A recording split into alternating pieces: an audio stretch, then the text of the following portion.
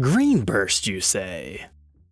Welcome back, Troglodytes, to your daily dose of guitar information, the Trogly's Guitar Show. It's the doofy Greenburst Heritage 80 guitar again. I've seen this thing for sale like 3 or 4 times. Sometimes it's called the original finish, sometimes they say it's been redone. This time it's being offered by Southside Guitars, and they say they've had a good hard look at it and they can't say whether it's original or not. Although they state that it appears to be factory because there's no sanding marks anywhere, and with some additional clarifications. So I don't know about you guys, but I love a good mystery, and I wanted to solve this thing once and for all, because the Heritage series of Gibson is really cool. We've talked about them in these episodes, but just a quick recap, it was Gibson's first mass attempt at a 59 reissue. There were some dealers custom ordering better ones, so they thought, well, okay, let's start trying some new stuff. It was Gibson Nashville's first attempt at a mass run of 59 style Les Pauls. Now, comparing them to a modern day R9, they quite frankly are terrible spec-wise, but if you want an older guitar that has some cool elements to it, like the return of the 2-piece top and a few other cool specs, that's why you go after these. So they're kind of historically significant, and they're typically burst colors in either flame or quilt tops, and they came in 3 different variations: the standard, the elite, and the award. The biggest difference being the elites had an ebony fretboard and the awards had the gold hardware.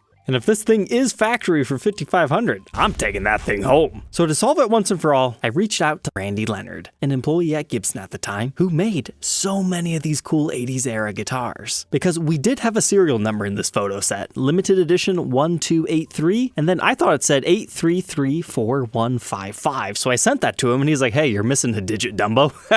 I said, oh, yep, I did. Didn't even realize it because it was so late at night. I thought it looked like a 1, but it actually ended up turning out to be a 5, but unfortunately there was nothing in his logs as far as a Greenburst Heritage 80. I'm not gonna lie here, I wasn't expecting it because in this dealer's listing they say there's a hang tag in it that states the color is Cherry Sunburst and has the full serial number right there. But you know, the factory is weird. Sometimes people will order up a custom color and like they'll spray it over, like the story of the Blackburst, where they just took a Cherry Sunburst off the line and sprayed it. It's not what they normally do, but maybe somebody said, I want green over Cherry Sunburst, and that's what this actually is, and it's just kind of hard to tell in the photos. But without getting Randy's stamp of approval on this one, I thought I would go to the shop and see if I could get the guts, the photos of everything that would tell us once and for all if this is factory original or not. And they delivered! Look at all these great photos. But first off, seeing it in better lighting is just great. You can see the aged plastics, the finish isn't quite as dark. You've got so much wood grain under here. You don't have to worry about this being a retop. This is definitely 80s characteristic stuff. I like the little bird's eye figuring right here. And it's got those diagonal flame stuff going on. It's cool. But here's what we were looking for. Yeah, that's looking like a refinish so far. Generally, cavities do not look like this. They'll have an area that's been masked off by painting tape when they do the spray of the original finish. You wouldn't see a cavity looking like that in this era. But that's just one area. It could be a weird anomaly. So now I was really impressed they shared this with me. They took the pots out, which isn't hard to do. You just have to take the knobs off and the screws from the top, and then it just pops right out. You don't have to break any solder work. And you can see the Cherry Sunburst still in it. And they do disclose that in the description, that they can still see it. But again, what we were talking about, maybe somebody wanted green over Cherry Sunburst for some reason. I mean, it's still very strong right here. But it's this photo right here. That's the absolute nail in the coffin. When they did the refinish job, they didn't bother taking the metal shielding tin out of the toggle switch cavity, and they finished over it. Normally it would look like this, have a nice metal material.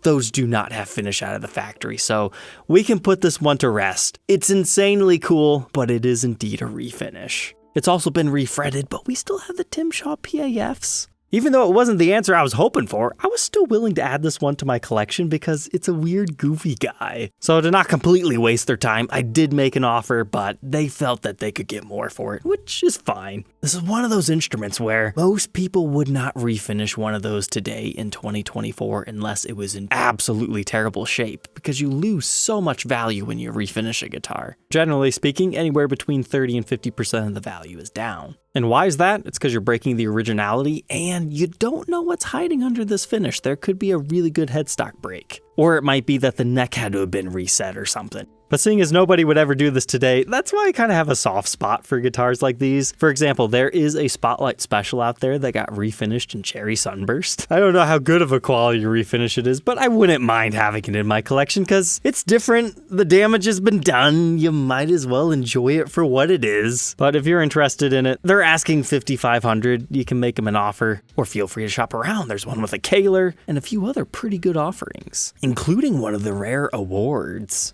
So we briefly touched upon these earlier, and I am looking for one of these in my collection, but I'm waiting for the right top, the right condition. This one, the original award truss rod covers all beat up, so it's not necessarily for me, but somebody who likes the rare guitars that are a bit worn so they can play them and not be scared, it's perfect for that. You don't see many of the awards show up. Basically, it's an elite just with gold hardware, and it was given to the top performing dealers of that time.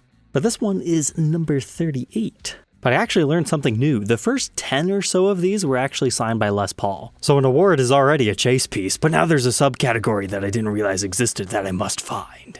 But let's talk Greenburst finishes in general. Did this thing even have a chance of being original? Did they do Greenbursts? And the answer is surprisingly yes. Here's a 1984 Greenburst Explorer. All right, I gotta break the illusion on this one. Technically, Gibson has been calling it Blue Silverburst. It's just when it yellows over, it becomes Greenburst. I've always found these pretty fascinating. And since it existed on Explorers and Flying V's, there is the off chance that it could have been used as a custom order or a very small batch run of a Les Paul Custom. I'm always holding out for those, and Night Violet. That's another one a lot of people don't know about. However, you might be shocked to know there actually is a Greenburst ES335 all the way back from 1963. This was a custom order of the time. I was recently reading up a little bit more. Apparently, this might have been created for a car dealership. They just like to put it in the window because it was a unique color.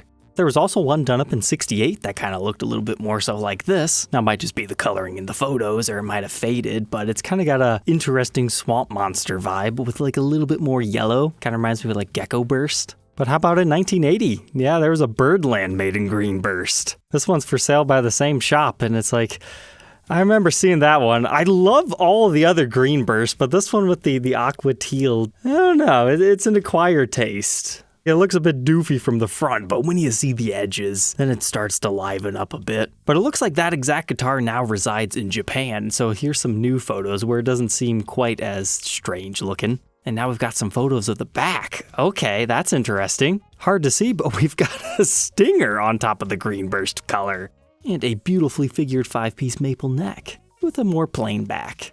So out of all those ones we saw, did it have a chance of being original? A very small one, because it doesn't quite look the same. But if you want a Greenburst nowadays, just call up the Gibson Custom Shop and ask them for a Iguana Burst. When it comes to non-traditional Greenburst colored guitars, this is the one that most people find semi-what attractive because it's got the nice dark green border. But usually the finish is pretty polarizing in general to purists that prefer Cherry Sunburst everything. Here's one I've been saving in my watch list for a while. It's a 2014 Les Paul Custom. Just happens to be the Iguana Burst again, but this time the quilt top really gives you reptile scaly vibes. It's pretty sweet, especially with the chrome hardware. You just don't see that combination too often. Usually they go for the matching gold, so everything in the center is striking. And when they do that, they really subdue this yellow color. So I thought that was a pretty extraordinary example with a couple of dings on the top. And when we flip over to the back, wow, yeah, that thing has definitely been played. We got some chips in the headstock, 2014 serial number with a green back. But being a 2014, you gotta remember you're within the Richlight era. So that's not an ebony fretboard, it would be a Richlight. But you know what? For only being 10 years old, this thing saw some extensive use on the road. That's great. It's got good character. Most modern guitars are just kept as Case Queen investments. They're asking $6,500, and that's at Space Tone Music. Here's another cool Greenburst. This one's actually from 1997, where they go for the super pale center, like it's almost still a greenish color. So I'd be curious, the guys who don't normally like Iguana Burst, do you like this better? Is it the bright yellow center that you don't like, or just green on the guitar? It's got some aging to our nickel hardware. It's a custom shop 335 with the matching back. But if you're curious why this is so bright and that's dark, it's because that's the mahogany neck. So even though it's the exact same color that's right here, it just looks darker due to the darker color of the wood. That becomes a big problem on light blue finishes. But there you go, our custom shop decal. To round out our episode tonight, here's another example of a refinished guitar that I just think looks so good I wouldn't mind documenting it. Listed as a 2013 to 2014 Les Paul. When I first saw this, I thought, okay, that's a late 90s Les Paul Studio Light. It's got the uncovered humbuckers, no pick guard, with the ebony fretboard. But the closer you dig into this, you realize, no, that's not the ebony board. It's just a nice dark rosewood. And that finish is not what it left the factory with, but it does look incredibly good. I would like to see Gibson come out with something similar. I want to call it Fireburst, but there's already Fireburst out there. Maybe Ember Burst, that would be a good one, because it just looks like there's a flame right in the center, and then you just have a nice blending of colors. I would say whoever did the refinish job on that did pretty good. It's even got a little bit of flame figuring within it.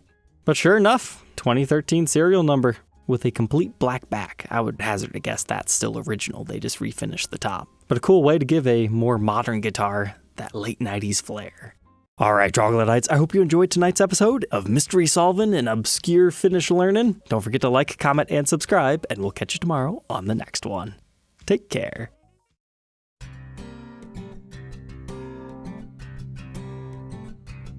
If you enjoyed tonight's episode, consider subscribing. I post videos like this every day, and you might even enjoy this next one.